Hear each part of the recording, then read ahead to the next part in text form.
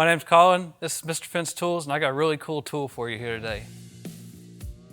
This is our latest tool that we have came out with. You're able to do quite a bit with this tool. First, you'll see on the bottom we have spots here so you can mark every single gate opening as you're set and where they need to go. You're gonna get a true 3, 4, 5, or 6 foot opening using this, and it will fit up to a 5-inch post. Now on the top side here is something really cool. If you're into aluminum fence, this is going to be for you. Not only are you going to be able to drive new posts where they need to go, you can also set your posts exactly where you need them. Any length, any cut section, you're going to line up and have the perfect space every time. The way this works, you start your first post, the last post that was set, and then you're able to come through to any of these marks wherever that hole needs to go. You're gonna set that post and you'll cut that section right there. It's gonna line up every single time. So down here on this end, we got a hole for a stake. This is gonna hold this jig in the ground for you so it's not moving. So if you're one guy working by yourself, this is gonna stay in place while you're able to still do your work.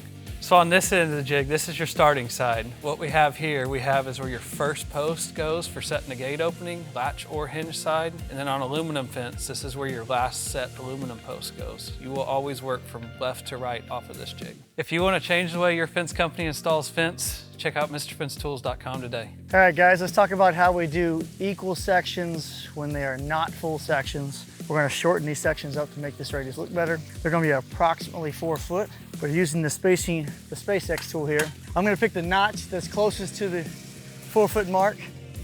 And if I put the post to that notch, then I have an equal distance between the picket and the post. So when I cut my section off, only cut one side, it'll be equally on both sides.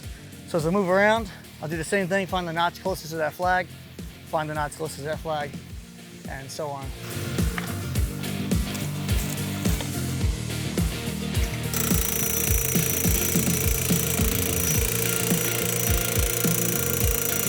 Four foot is where the flag is, but I'm gonna put the post right here. Move it over just that 1/2 inch will give me equal space between the post and the last picket.